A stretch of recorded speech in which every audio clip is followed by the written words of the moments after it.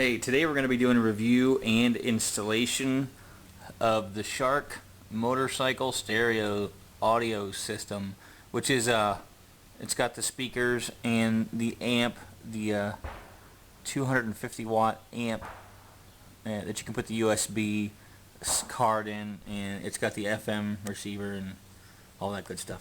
So we'll unbox it and okay, so this is everything that was in the box. I've just taken everything out of the plastic and taken it out. It's got a couple of cords there. These look like the brackets that you actually use to mount the speakers to the handlebars. Look like under the mirrors possibly, and the hardware for those. You got the actual speakers, two speakers, which are pretty cool and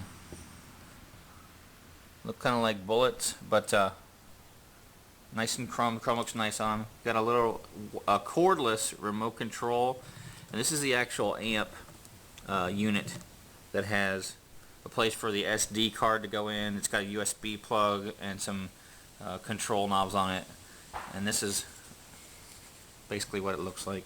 It's got some other cords in the back that we'll get more involved with in a little bit.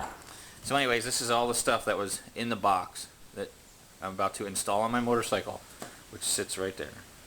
My 2005 Suzuki Boulevard C50, and I intend to mount the speakers on the handlebars here, and I'm going to be running the cords down through underneath the tank and end up right here in the tool compartment where I will put the amplifier, and we're going to start that here pretty soon.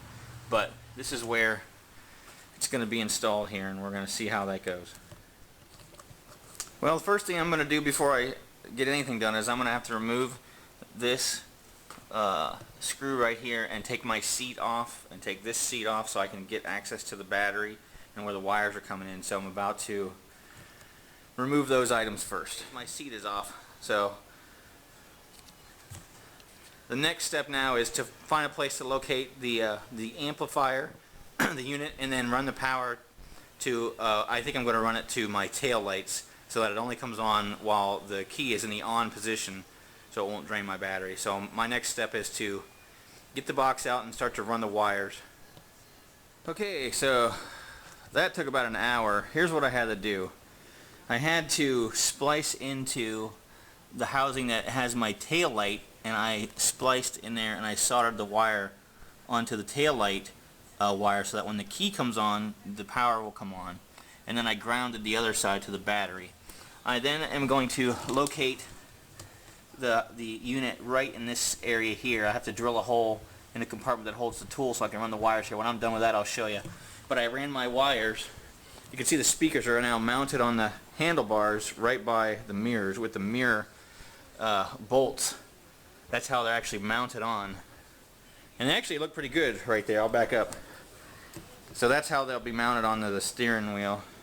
Then I ran my wires back here. I haven't hidden them completely, but it went down through the forks and up underneath the gas tank, and they now come and hang out right here, where I will then clean them up and put them away in there. So next time you see it, it should be looking a little bit better. Alright, so I have it all run and mounted in the tool kit area. So the amp is sitting right there. All the wires are run. I drilled a hole back in the back right there to run the wires in through, and everything is now in place. So all I got to do is put everything back together and fire it up and see how I could fire it up now. Maybe I'll do that.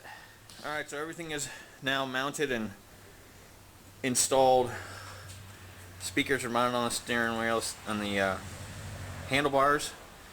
I will get a bracket to put right here for the MP3 player, and I'll have the touchscreen MP3 player right there. I ended up having to put the amp in the tool case, and the battery, there was no battery for the remote, so I have to go get a battery for the remote. But it looks like if I want to turn this on, I have to open the tool case and hit the power button before I go anywhere, and then it will come on. So I'm gonna take it out for a test ride, see how it sounds while we're riding. Well, it's installed, and you can be the judge and listen. I know you probably can't tell the sound that great from a video.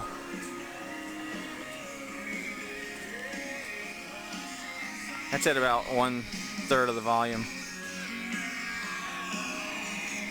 Like I said, I've got the amp down here, I'm going to end up moving into the saddlebag because for my personal purposes it's difficult to turn on and off behind that door, so I'm going to put it somewhere easier. I had some trouble with the inputs of the speakers too.